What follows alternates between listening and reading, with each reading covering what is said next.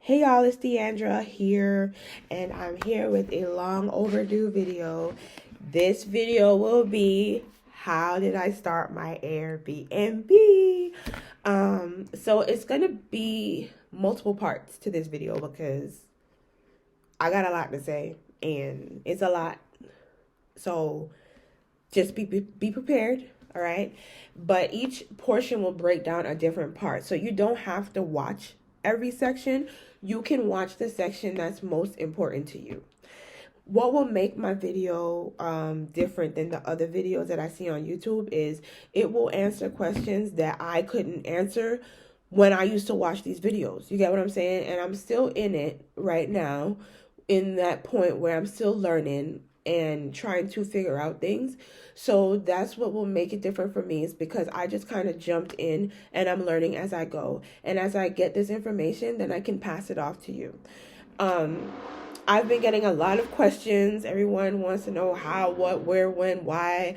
How can I do? Deandra, can you tell me? Well, I'm here to tell you guys, and I'm making a video because I just feel like, why not? Like, I'm only say this once. I'm put on YouTube. Hopefully I can get paid for it or something.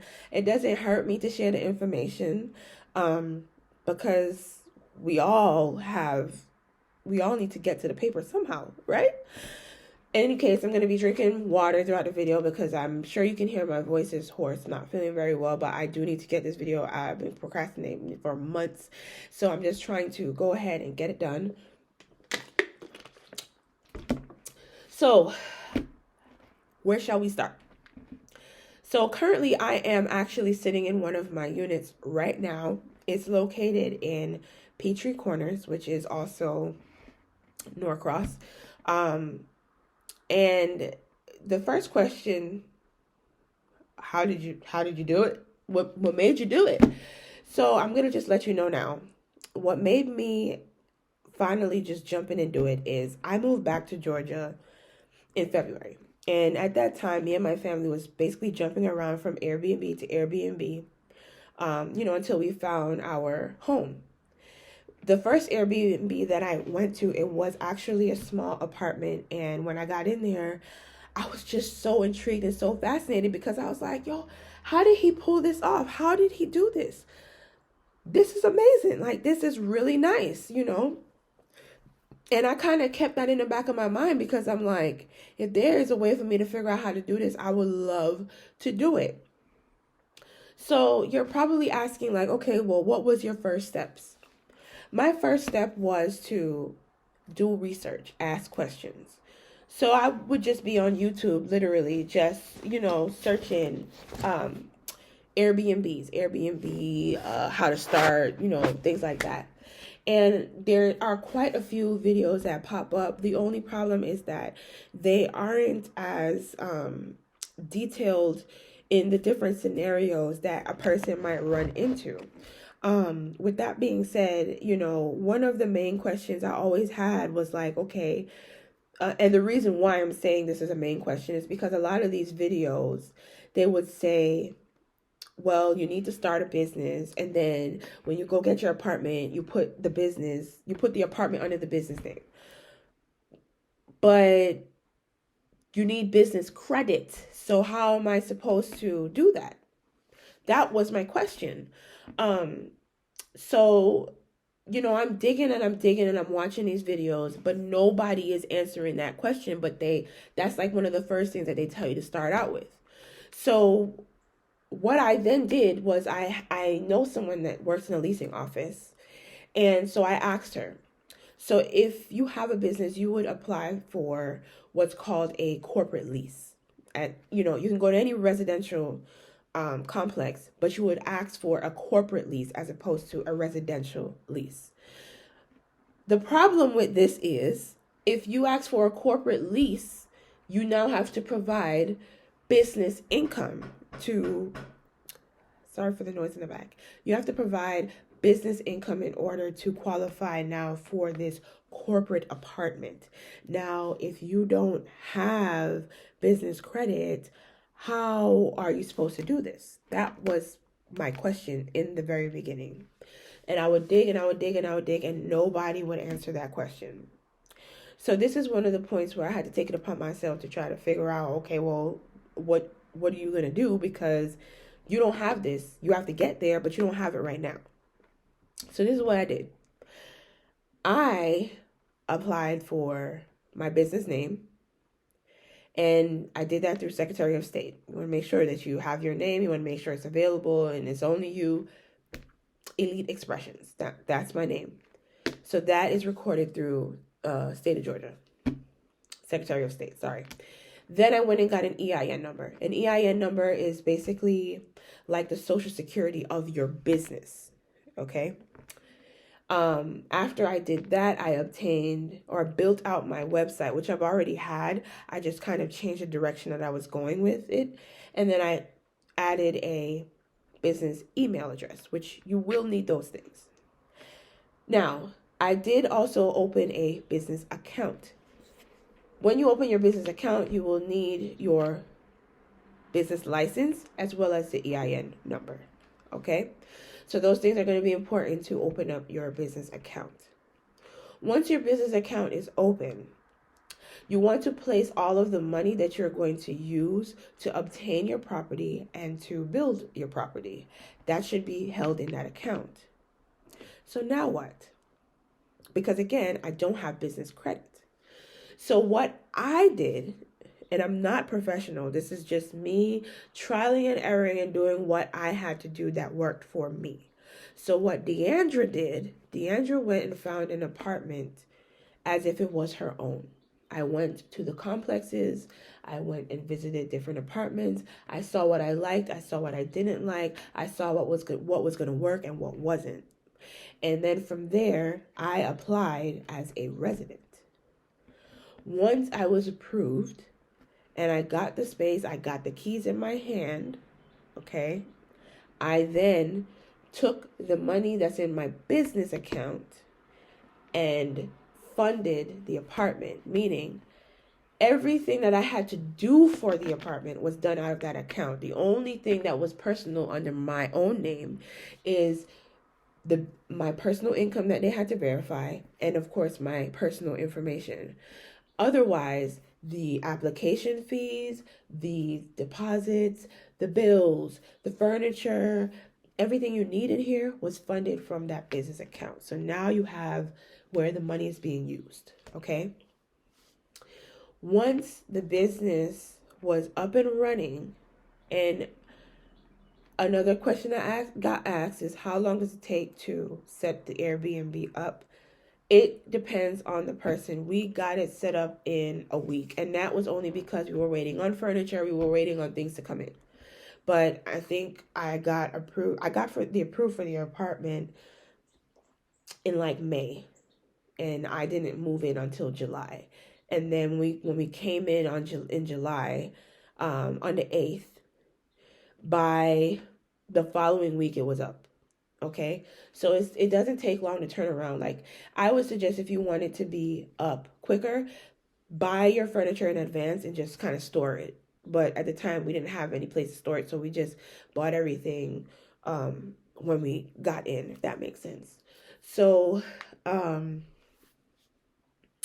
yeah, so everything in here is funded via business account. And then once I started setting up my host accounts, I connected them all to the business account, okay? Because now this is how you're building credit lines. So now all my income is flowing in the account. So now this account is thoroughly active. You have money flowing in and you have money flowing out. In, out, it's working. It's working. It's showing your daily balance. It's showing what you're doing monthly, all of that. And that is what you need, okay? That is how you start to build your business income. I just opened up a business credit account with Wayfair. So now I have perks to that. That also will flow through my business account. You know, I'm able to obtain furniture, everything I need quicker and with deals because you have a business account. You know, they want your business. They have my business. You know, it's fine. So ultimately, that's how I started. I just did it on, you know, as if it was me. I still set up my business entity and everything that comes with it. But when it came to applying for the apartment, I did it as it was me. And then to fund it, I did it from my business.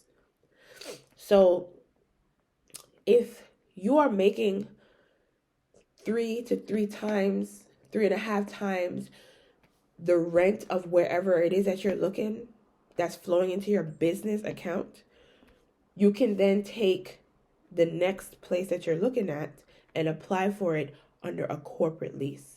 Because essentially now you have that income to show I make X amount, and therefore now I can qualify for this apartment. In the beginning, you didn't have that. If you already have an established business and you decide, okay, I want to go Airbnb under this name, then you can show them the account that you currently have, obviously. But if you're truthfully just starting out, you don't have nothing, you're more than likely going to start out personally in your own name. And I think a lot of people start like that simply because if you have an apartment and you don't want to let it go, but you're moving, well, I'm just going to make money off of it. You know, I've done this for a long time. When I had my house, I rented out my rooms. And I would use that to pay my mortgage, and the rest I would just pocket. There's money to be made everywhere. It's just, how do you go about it? And people will give half-assed information, and it doesn't do anything for you. So therefore, this is why I said, you know what, I can collectively give the information because I'm doing it, I have it, and I'm learning as I go. There's a lot of stuff people didn't tell me. I had to just figure it out. You know what I mean? You want to make sure that you keep this place under discretion until you can cover it the right way. Because again, it's under you. And you're going to have guests coming in and out. And y'all don't know these people from nowhere. And it's just kind of like a risk that you just got to have to hope that they do the right thing. That's a whole nother story for another video. But you just got to hope that they're going to do the right thing. And everything will be okay. So the plan is like once you hit a year, if you've been continuing to grow and grow and grow, once you hit a year, you should be able to now backtrack and flip that first one or those first two under your business name and continue that way. Okay? Because as you go on, the goal is now I want them off of me. I want them under my business name because essentially you don't want the liability on you personally. You would rather it be held against your business. And at this moment, you're just throwing yourself out there as a risk. But with anything, there's a risk. And if you're starting fresh and you don't have certain things, this is just what you have to do. So right now I'm in the process of, we're looking at different locations.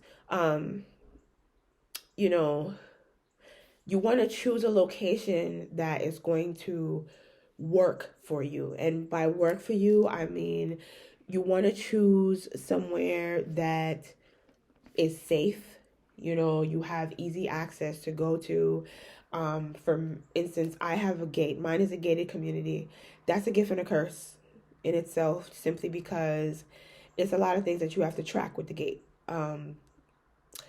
An example would be like, you have guests coming in and out. Normally when they buzz the gate, they're calling your phone. And that means that if they're going out at midnight, 2, 3 o'clock in the morning, I don't know about y'all, but I am getting old and I just want to sleep. And I don't want to wake up at 3 a.m. to open a gate. And honestly, sometimes you might miss that call, okay?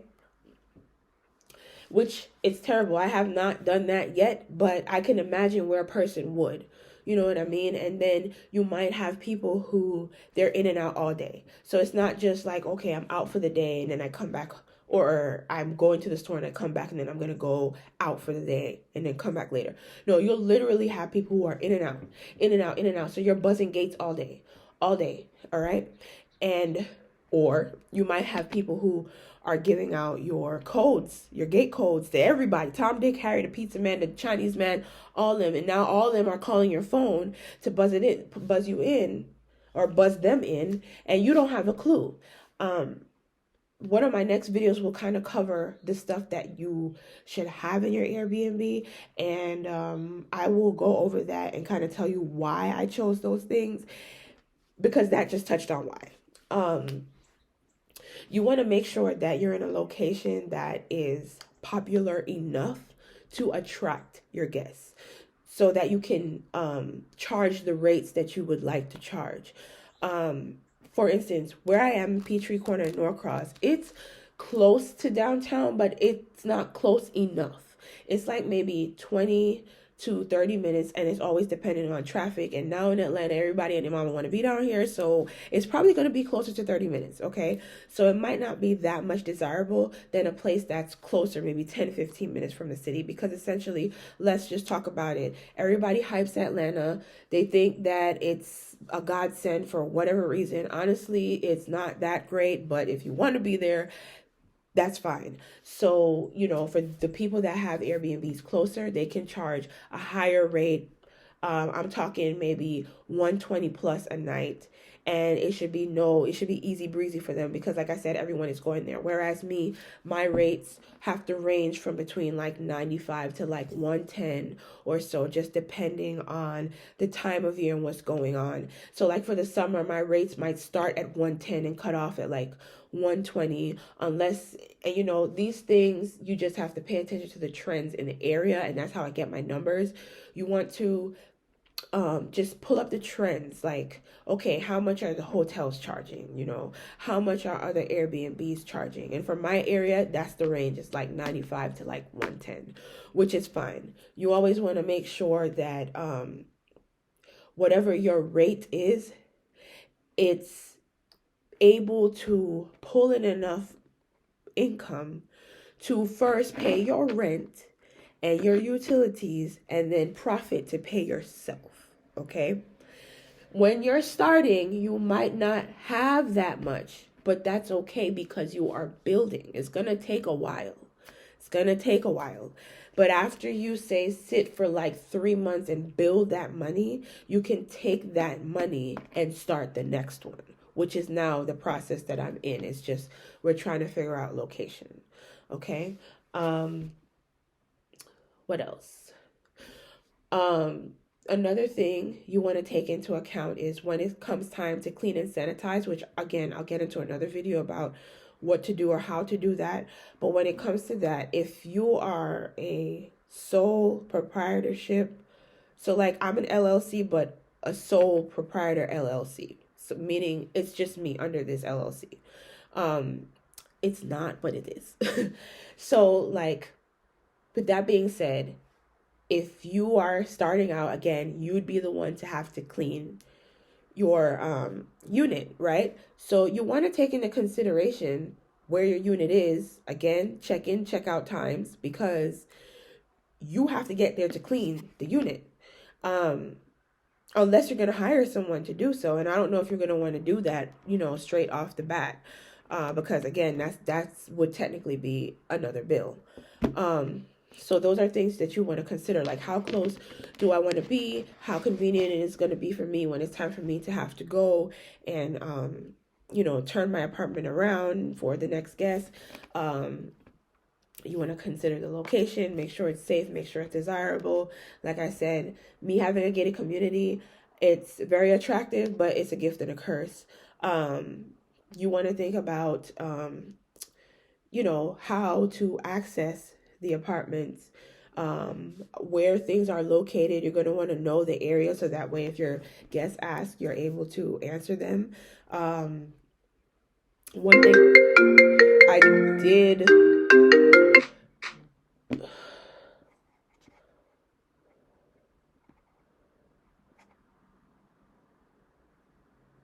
One thing I did look at, I'm sorry.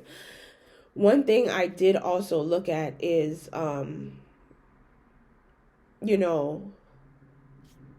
access. That is important because, for instance, like I said, it is all up to discretion for you at this moment when you're starting, because you're not trying to draw too much attention to yourself, okay? I have a keypad entry. This is because it's the easiest way for our guests to get in and out instead of having to have access to us to give them a key to come. That would be a whole hassle. So I would just give you a key entry. The thing is, some of these apartments now have key card entries. Okay, so that's a little bit different. And you know, it might not be bad. You might just say, okay, well, let me just give them the key card. Well, I mean, that's fine. Hold on, guys.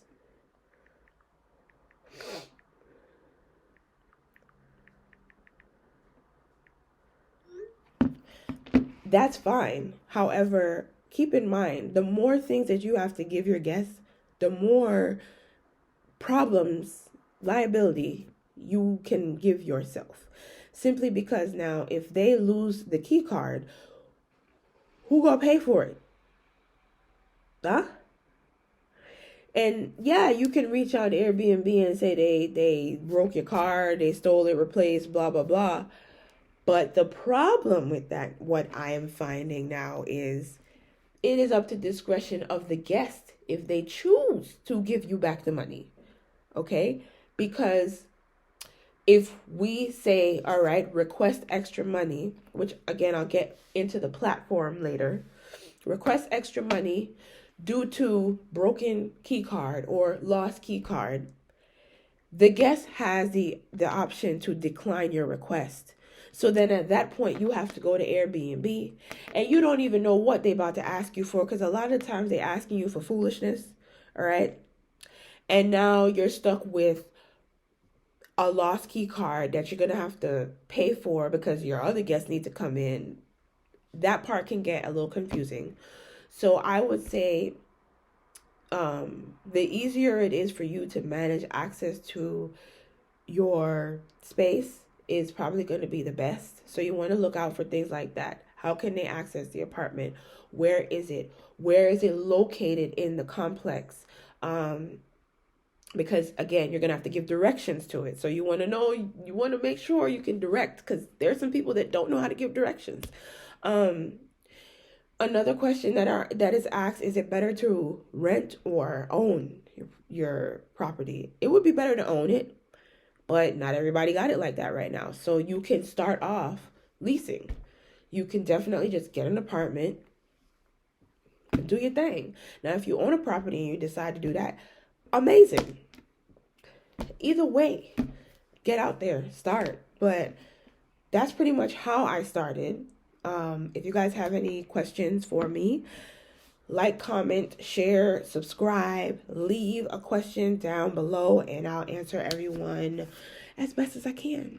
Talk to y'all soon.